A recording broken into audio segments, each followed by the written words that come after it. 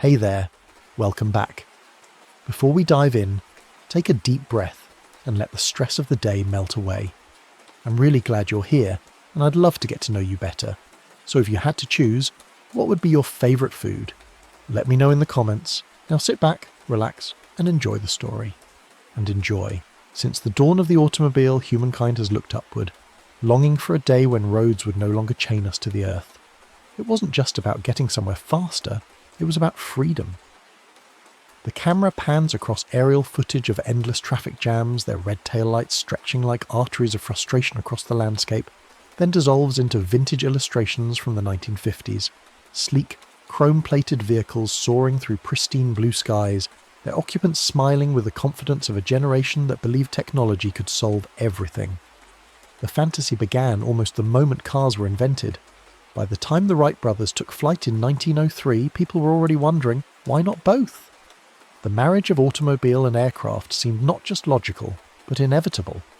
If Henry Ford could put America on wheels, and Orville and Wilbur Wright could lift humanity into the heavens, surely someone would combine these revolutionary technologies into something even more extraordinary. The earliest visionaries emerged from the same garages and workshops that birthed the automotive age. Glenn Curtiss, already famous for his motorcycles and early aircraft, unveiled his autoplane in 1917, a peculiar contraption that looked like a Model T had collided with a biplane and somehow survived the encounter. The autoplane never actually flew, managing only short hops down country roads, but it represented something profound, the first serious attempt to blur the line between terrestrial and aerial transportation. Curtiss understood what many would forget in the decades to come, that the flying car wasn't just an engineering challenge, it was a reimagining of human mobility itself. The dream lay dormant through the economic hardships of the 1920s and 1930s, but World War II changed everything. The conflict had turned entire nations into aviation powerhouses, churning out thousands of bombers, fighters, and transport planes with unprecedented efficiency. If wartime industry could mass-produce flying fortresses and Mustangs by the thousands, the reasoning went, surely peacetime ingenuity could craft personal flying vehicles for everyday citizens. The post-war optimism was intoxicating. Atomic energy would power our homes, rocket ships would ferry us to work, and flying cars would liberate us from the mundane tyranny of traffic lights and speed limits. Popular Mechanics became the prophet of this airborne future, its covers regularly featuring illustrations of suburban families piloting sleek aircraft from their driveways to downtown office buildings. The magazine's editors confidently predicted that by 1970, every American garage would house a flying car alongside the family sedan. The imagery was seductive. Mothers dropping children off at school via Skylane, businessmen commuting through three-dimensional highways carved from clouds, weekend getaways that began with a vertical takeoff from the backyard. The future looked effortless, elegant, and inevitably aerial. But turning fantasy into functionality proved problematic.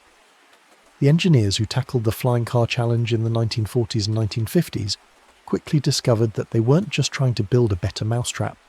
They were attempting to create a completely new category of transportation that satisfied the contradictory demands of both automotive and aviation engineering. The vehicle needed to be light enough to fly but robust enough to survive highway crashes. It required wings for lift but couldn't be too wide for city streets. It had to be simple enough for average drivers to operate but sophisticated enough to navigate three-dimensional airspace safely. Moulton Taylor understood these contradictions better than most. His Aerocar, first flown in 1949, represented the most serious attempt to solve the flying car puzzle. Taylor's design was elegant in its simplicity, a conventional car that could be converted into an aircraft by attaching detachable wings and a pusher propeller. The transformation took about 5 minutes and required no special tools. On the road, the Aerocar looked like a slightly odd sedan with its wings folded and towed behind on a trailer. In the air, it became a competent light aircraft capable of cruising at 100 miles per hour. The Aerocar was more than a prototype. It was a fully functional, road-legal, FAA-approved flying car. Taylor demonstrated it at air shows across the country, driving it onto airport runways, attaching the wings, and taking to the skies as amazed crowds watched from below. The vehicle handled well both on the ground and in the air, proving that the basic concept was sound. Yet despite generating enormous public interest and even securing investment from major corporations, only 6 aerocars were ever manufactured. The problem wasn't technical feasibility, it was economics and practicality. The Convair Model 118 represented a different approach, one that would become a cautionary tale for the entire industry. Developed by the same company that built military aircraft, the Model 118 was designed as a true hybrid, a car plane that could operate seamlessly in both environments without requiring assembly or modification. The prototype featured a sleek fiberglass body, conventional car controls and retractable wings. On paper, it was everything the flying car enthusiasts had dreamed of. In reality, it became a nightmare. During its first test flight in 1947, the Model 118 crashed, killing its pilot. The cause wasn't aerodynamic failure or structural weakness. It was a simple fuel mix-up. The ground crew had filled the aircraft with automotive gasoline instead of aviation fuel, causing the engine to lose power during flight. The crash highlighted one of the fundamental challenges facing flying cars, the complexity of maintaining 2 completely different transportation systems within a single vehicle.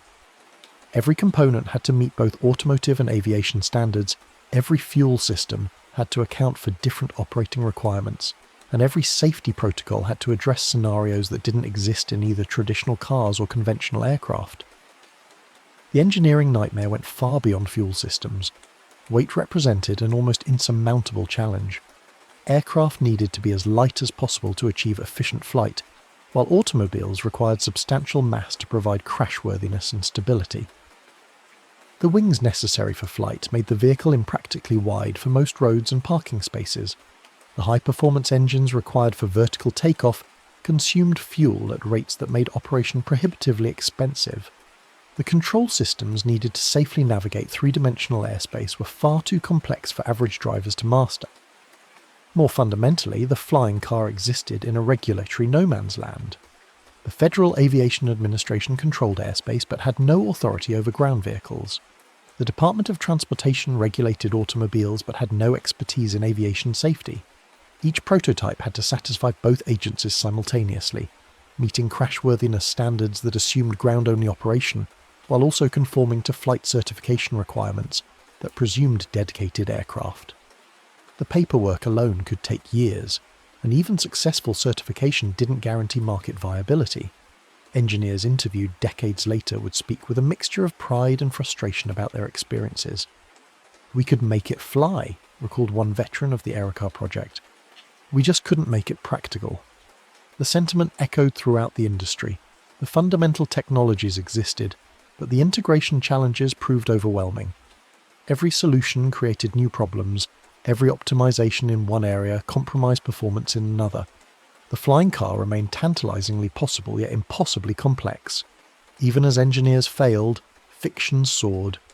The 1962 debut of the Jetsons crystallized the flying car dream in the public imagination like nothing before. George Jetson's aerodynamic family vehicle, with its transparent bubble canopy and effortless vertical flight, represented the platonic ideal of personal aviation. The car required no runway, no pilot training, no complex maintenance. It simply lifted off from the apartment balcony and whisked the family to their destination. The Jetsons made flying cars look not just possible but inevitable, a natural evolution of transportation technology that would arrive as predictably as colour television or automatic dishwashers. Hollywood embraced the concept with increasing sophistication. Blade Runner's spinner vehicles in 1982 presented a darker vision, flying cars as symbols of technological stratification, where only the elite could afford to rise above the urban decay below. Star Wars treated flying vehicles as mundane transportation, no more remarkable than contemporary automobiles.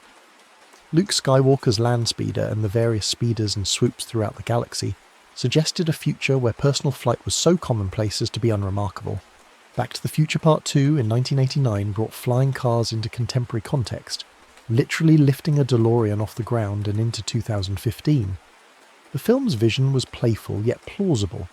Existing cars retrofitted with hover technology, traffic patterns extended into 3 dimensions, and flying becoming as routine as parallel parking. When Doc Brown modified the DeLorean time machine with a hover conversion, It felt like a logical upgrade rather than science fiction fantasy. The movie suggested that flying cars weren't a replacement for existing transportation, but an evolution of it. These fictional portrayals shaped public expectations in profound ways. Audiences saw characters piloting flying vehicles with the casual competence of experienced drivers, never struggling with complex flight controls or worrying about mechanical failures. The vehicles themselves appeared maintenance-free, fuel-efficient and accident-proof. Fiction created a baseline expectation that flying cars would be not just technologically possible, but practically superior to ground-based transportation in every way. Scientists and futurists appearing on programs like 60 Minutes throughout the 1970s and 1980s fed these expectations with confident predictions. Aviation experts explained how advances in materials science, computer control and propulsion technology were bringing flying cars ever closer to reality. They spoke of prototypes in development, test flights proving feasibility, and commercial availability within the next decade. Each prediction proved premature, but the steady drumbeat of expert optimism kept the dream alive in public consciousness. The disconnect between fictional promise and engineering reality created a peculiar cultural phenomenon, the perpetually imminent flying car. Like fusion power or artificial intelligence, flying cars existed in a state of permanent technological adolescence, always just a few years away from maturity. This temporal displacement allowed the concept to remain exciting without ever having to confront the mundane realities of insurance costs, parking regulations, or pilot certification requirements. Enter the tech revolution: new money, new minds, new hype. The late 2000s brought a fresh wave of entrepreneurs to the flying car challenge, armed with Silicon Valley confidence and venture capital funding. These weren't traditional aerospace engineers content to build one-off prototypes. They were tech visionaries who believed that software, automation and manufacturing innovation could solve problems that had stymied the industry for decades. Terrafugia emerged as the poster child of this new approach. Founded by MIT graduates with aerospace engineering backgrounds, the company promised to deliver the first practical flying car through modern design principles and contemporary technology. Their transition vehicle featured folding wings that eliminated the need for detachable components, modern avionics that simplified flight operations, and a business model that envisioned flying cars as the next major consumer technology category. The transition looked impressive in promotional videos, a sleek four-wheeled vehicle that could unfold its wings and transform into a light aircraft within minutes. The company secured significant investment, generated enormous media attention, and accumulated hundreds of pre-orders from customers eager to own the first commercially available flying car. Yet despite years of development and multiple prototype iterations, the transition never achieved commercial success. The few units delivered to customers proved expensive, complicated, and impractical for regular use. PAL-V, Aeromobile, and dozens of other startups followed similar trajectories. Each promised revolutionary advances over previous attempts, each generated impressive demonstration videos, and each ultimately struggled to bridge the gap between prototype and product. The fundamental challenges hadn't changed. Flying cars remained expensive to build, difficult to operate, and impossible to integrate into existing transportation infrastructure. The most ambitious attempt came from an unexpected source: Uber.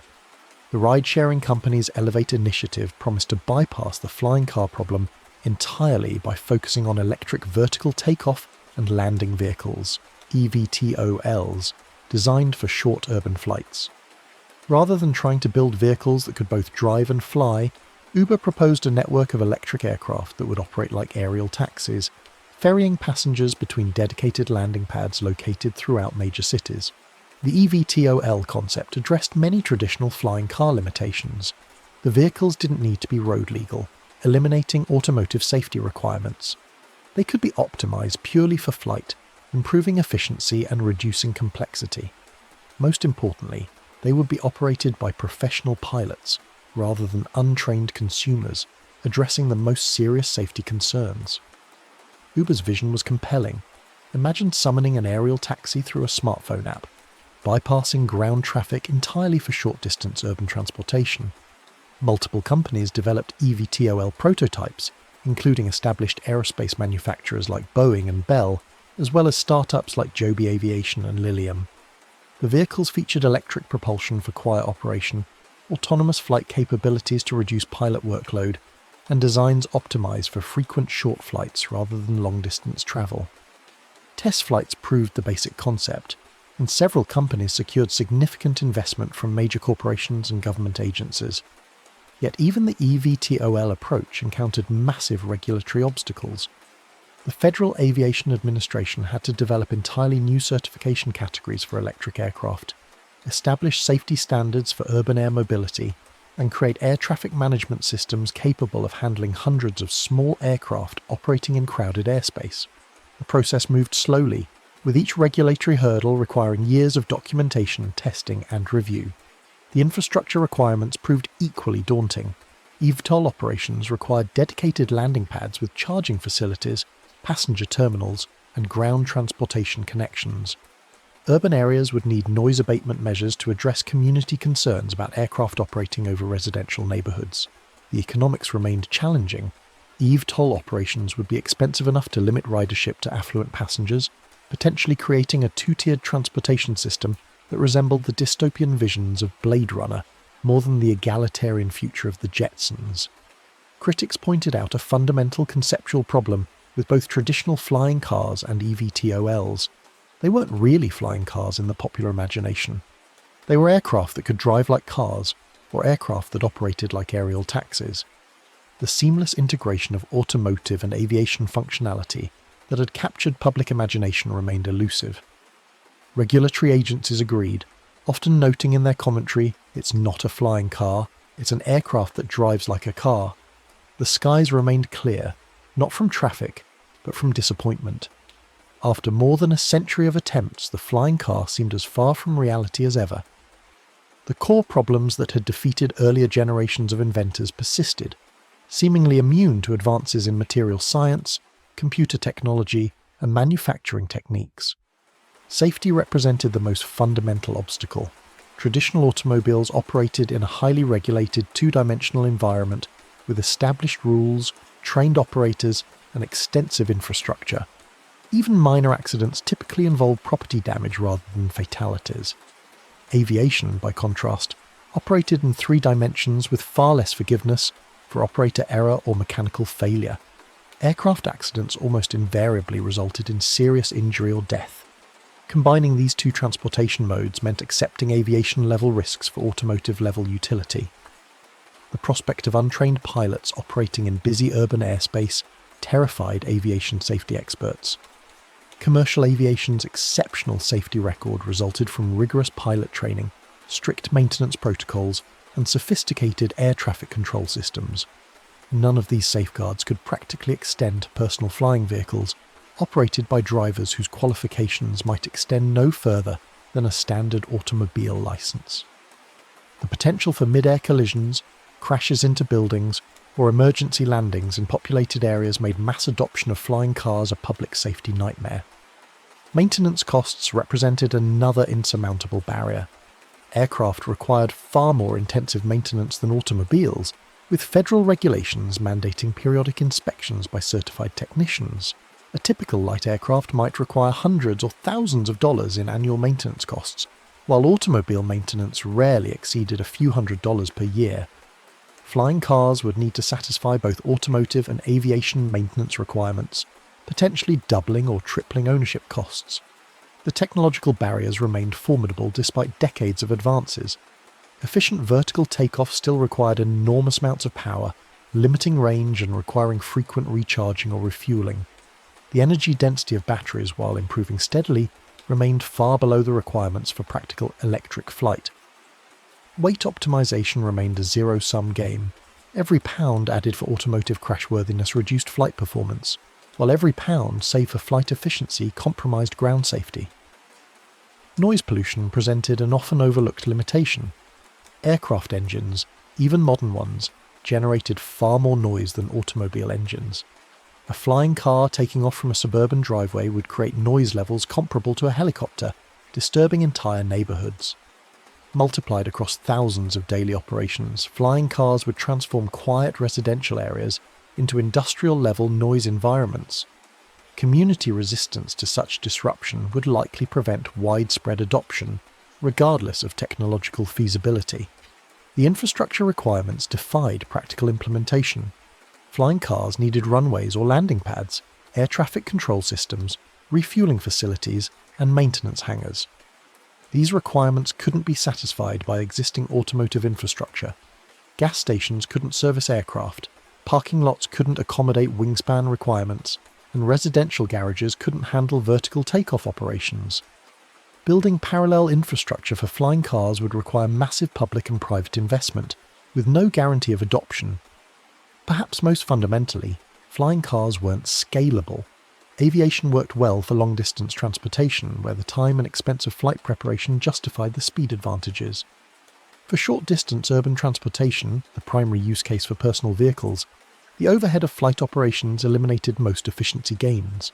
Taking off, climbing to safe altitude, and landing often required more time than simply driving the same distance, especially when accounting for pre-flight safety checks and post-flight securing procedures.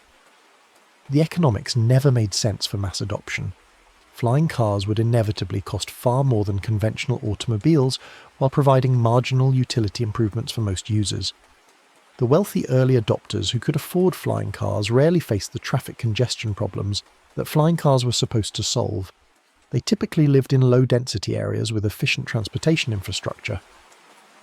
The urban commuters who most needed alternatives to ground transportation couldn't afford flying cars and lacked the infrastructure to operate them. Still, the dream won't die, not entirely. The persistent failure of flying cars to achieve commercial success hasn't dampened public fascination or eliminated technological development. If anything, recent advances in drone technology, artificial intelligence, and battery systems have rekindled optimism among both entrepreneurs and enthusiasts. Drone technology has revolutionized the feasibility of autonomous flight. Modern quadcopters can navigate complex three-dimensional environments, avoid obstacles, and land safely with minimal human input. Scaling these capabilities to human-carrying vehicles seems more achievable than ever before. Artificial intelligence systems have demonstrated the ability to manage complex transportation networks, optimize routing in real time, and coordinate multiple vehicles simultaneously. These technologies could potentially address the safety and traffic management challenges that have historically made flying cars impractical. Battery improvements, while still falling short of aviation requirements, have made electric flight increasingly viable for short-distance applications. Electric propulsion offers several advantages over traditional aircraft engines: lower noise levels, reduced maintenance requirements, and the potential for distributed propulsion systems that improve safety through redundancy. Several companies have demonstrated battery-powered aircraft capable of carrying passengers for distances of 50 to 100 miles, suggesting that electric flying cars might soon become technically feasible, if not economically practical. The most promising developments are occurring in Asia, where government support for advanced transportation technologies is stronger and regulatory obstacles are lower. Dubai has committed to implementing flying taxi services by 2030, with dedicated landing pads and air traffic management systems designed specifically for urban air mobility. China has invested heavily in eVTOL development, with several companies conducting test flights in major cities. These initiatives suggest that flying cars might find their first commercial applications in markets with strong government support and less regulatory complexity. Autonomous flying taxi prototypes are operating in controlled environments, carrying passengers on predetermined routes between established landing sites. While these services remain experimental and limited in scope, they represent the first practical implementation of the flying car concept for commercial transportation. The vehicles don't match the seamless road-to-air capability envisioned in popular culture, but they do provide genuine aerial mobility for urban passengers. Industry experts increasingly speculate that flying cars might actually happen, but not in the way popular imagination had envisioned. Rather than personal vehicles owned and operated by individual drivers, flying cars might emerge as professionally operated services similar to current ride-sharing platforms. Rather than seamlessly transitioning between ground and air operations, they might function as specialized aircraft operating between dedicated terminals. Rather than replacing conventional automobiles, they might supplement existing transportation networks for specific high-value routes. This vision lacks the romantic appeal of the traditional flying car fantasy. There's nothing particularly exciting about riding as a passenger in an autonomous aircraft from one designated landing pad to another, especially when the experience would likely resemble a noisy, expensive helicopter ride, more than the effortless aerial freedom depicted in science fiction. Yet this compromise approach might finally deliver some version of the flying car dream to actual consumers, even if the reality falls short of the century-old fantasy. The regulatory environment is slowly adapting to accommodate urban air mobility. The Federal Aviation Administration has established new aircraft categories for eVTOLs and is developing certification standards specifically for urban air taxi operations. European and Asian aviation authorities are pursuing similar initiatives, suggesting that the regulatory barriers that have historically prevented flying car deployment might gradually diminish. However, significant obstacles remain. Public acceptance of flying vehicles operating over urban areas is far from assured, especially given legitimate concerns about noise, safety, and equity. The infrastructure investments required for widespread deployment remain enormous and largely unfunded. The economic case for flying cars remains marginal for most potential users, limiting the market to affluent early adopters and specific niche applications. Environmental concerns add another layer of complexity. While electric propulsion might reduce direct emissions, the energy requirements for vertical flight remain enormous compared to ground transportation. The carbon footprint of flying cars would likely exceed conventional automobiles significantly, making widespread adoption environmentally problematic during a period of increasing climate consciousness. The flying car became more than a machine. It became a symbol of possibility, of escape, of progress unchained. For over a century, the concept has represented humanity's refusal to accept transportation limitations, our persistent belief that technology can transcend physical constraints, and our enduring desire for personal freedom and mobility. The flying car embodies the optimistic futurism that characterized much of the 20th century, when technological progress seemed inevitable, and every engineering challenge appeared solvable given sufficient time and resources. Yet the flying car also symbolizes the gap between technological possibility and practical implementation. It demonstrates how cultural expectations, shaped by fiction and marketing, can diverge dramatically from engineering reality. The persistent failure of flying cars to achieve commercial success reveals the complexity of modern technological development, where success requires not just technical feasibility but also economic viability, regulatory approval, social acceptance, and infrastructure compatibility. The story of the flying car is ultimately a story about human aspiration confronting physical reality. Every generation of inventors and entrepreneurs has approached the challenge with confidence that contemporary technology would finally unlock the solution that had eluded their predecessors. Each has discovered that the fundamental problems, safety, cost, complexity, and practicality, persist regardless of technological advances. Each has contributed incremental progress, while falling short of the transformative breakthrough that the flying car represents. Perhaps the flying car's greatest value lies not in its potential as transportation technology, but in its function as inspiration. The dream of personal flight has motivated countless innovations in aviation, automotive technology, materials science, and computer systems. The pursuit of flying cars has advanced human knowledge and capability, even when it hasn't delivered practical flying cars. The engineers who failed to build successful flying cars often succeeded in creating technologies that found applications in conventional aircraft, automobiles, and other industries. The flying car also serves as a useful reminder of technological humility. Despite extraordinary advances in computing, materials, and manufacturing, some engineering challenges remain stubbornly difficult. The integration of complex systems, the management of competing requirements, and the optimization of conflicting objectives continue to challenge even the most sophisticated technological capabilities. The flying car demonstrates that technological progress, while real and significant, doesn't always follow the linear trajectory that popular culture expects. Looking ahead, the flying car dream may finally achieve some form of realization, albeit in a form quite different from popular imagination. Urban air mobility services might provide aerial transportation for specific routes and passenger segments. Autonomous flying vehicles might operate in controlled environments under professional management. Electric propulsion and artificial intelligence might address some of the safety and efficiency concerns that have historically prevented flying car deployment. Yet even if these developments succeed, they're unlikely to deliver the complete transformation of personal transportation that the flying car has long represented. The skies above our cities may never fill with personal flying vehicles operated by ordinary drivers, just as our garages may never house aircraft alongside our automobiles. The regulatory, economic and practical barriers that have prevented mass adoption of flying cars for over a century remain formidable despite technological advances. The flying car may thus remain forever in the future, always just a few years away from commercial availability, perpetually promising to revolutionise transportation while never quite delivering on that promise. This temporal displacement has become part of the flying car's identity. It exists most powerfully as anticipation rather than reality, as possibility rather than fact. The psychological appeal of flying cars extends beyond mere transportation efficiency. They represent escape from the mundane constraints of surface-bound existence, liberation from traffic jams and road rage, freedom to chart direct courses through three-dimensional space. The flying car promises to transform the daily commute from a grinding necessity into an adventure, to make travel spontaneous rather than planned, to restore the romance of mobility that has been lost in contemporary automotive culture.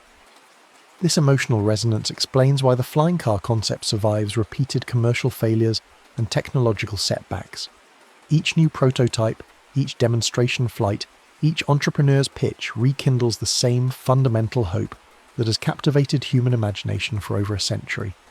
The dream proves remarkably resilient to disappointing reality because it addresses deeper psychological needs than simple transportation efficiency. The flying car also embodies distinctly American cultural values: individualism, technological optimism, and the belief that personal freedom can be enhanced through engineering innovation. The concept emerged during the same era that celebrated the automobile as a symbol of personal liberation and democratic access to mobility. Flying cars represented the logical extension of automotive freedom into the third dimension, promising to democratize the skies just as automobiles had democratized ground transportation. Yet this democratic promise has always been undermined by the inherent complexity and cost of aviation technology.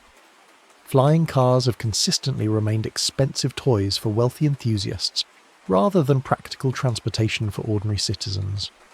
The egalitarian vision of flying cars in every garage has given way to the reality of flying cars as luxury goods for the affluent few, creating a technological divide that mirrors broader patterns of economic inequality. The international dimensions of flying car development reveal different cultural approaches to technological innovation and risk acceptance. American efforts have been dominated by private entrepreneurs, operating in a complex regulatory environment that prioritizes safety over innovation speed.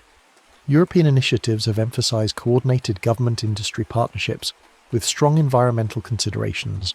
Asian programs have focused on rapid deployment and government-supported infrastructure development. These different approaches suggest that flying cars might succeed first in regions with strong government support, unified regulatory frameworks, and cultural acceptance of technological risk. The American model of private innovation within restrictive regulatory constraints may prove less effective than Asian approaches that integrate government planning with industrial development. The COVID-19 pandemic has added new urgency to urban air mobility concepts, as cities seek transportation alternatives that reduce crowding and disease transmission. The prospect of personal aerial vehicles that avoid shared spaces and crowded terminals has renewed interest in flying cars as public health tools rather than mere convenience technologies. This medical justification provides new political and economic arguments for overcoming traditional barriers to flying car deployment. Climate change considerations increasingly influence flying car development priorities. Electric propulsion systems, while still limited by battery technology, offer the potential for carbon-neutral flight operations if powered by renewable energy sources. Some advocates argue that electric flying cars could actually reduce transportation emissions by enabling more efficient point-to-point travel that bypasses congested ground infrastructure. However, life cycle analysis suggests that flying cars would likely increase overall energy consumption significantly compared to ground transportation alternatives. The energy requirements for vertical takeoff and sustained flight far exceed those for rolling resistance and aerodynamic drag in surface vehicles. Even with perfect electric propulsion, widespread flying car adoption would require massive increases in electrical generation capacity. The generational aspects of flying car acceptance are particularly interesting. Younger consumers who have grown up with drone technology and video game flight simulators may prove more comfortable with personal aviation than previous generations. The gamification of flight through consumer electronics has familiarized millions of people with three-dimensional navigation and aircraft control principles. This experiential base could accelerate flying car adoption if technological and regulatory barriers can be overcome. Conversely, the aging population in developed countries may prefer ground-based transportation that doesn't require the physical coordination and spatial awareness necessary for flight operations. The demographic trends toward urbanization and aging may actually reduce the market for personal flying vehicles even as the technology becomes more practical. The philosophical implications of flying cars extend beyond transportation into questions about human relationship with natural and built environments. Flying cars would fundamentally alter the urban landscape by making building height and street layout less relevant to transportation efficiency. Cities designed around flying car transportation might develop very different spatial patterns, with implications for community formation, social interaction, and environmental impact. The noise pollution aspects of flying cars deserve particular attention, given their potential impact on urban livability.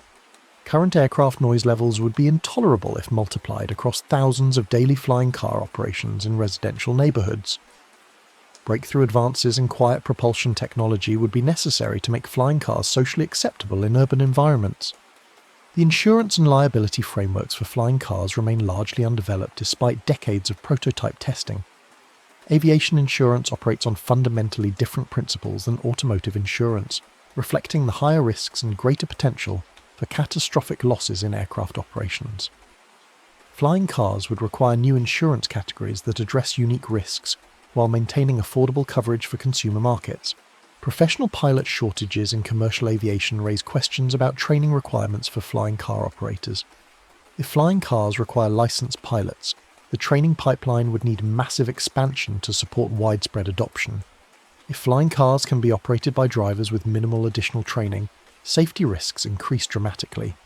The tension between accessibility and safety remains unresolved in flying car development.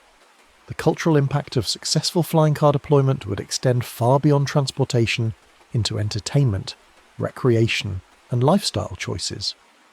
Flying cars would enable new forms of tourism, recreation, and social interaction, while potentially disrupting existing industries and employment patterns.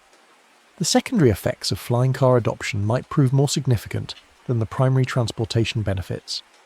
And maybe one day, we'll look up and see that dream finally arrive. The sound of jet engines hums faintly in the distance as a silhouetted vehicle glides across the twilight sky, its occupants finally free from the constraints that have bound human transportation to the Earth's surface for so long. Whether that day comes in the next decade or the next century, whether the vehicles resemble our current expectations or take forms we haven't yet imagined, the dream itself endures, a testament to human ambition and our perpetual desire to transcend the limitations of the present. The sky was never the limit, it was always the destination.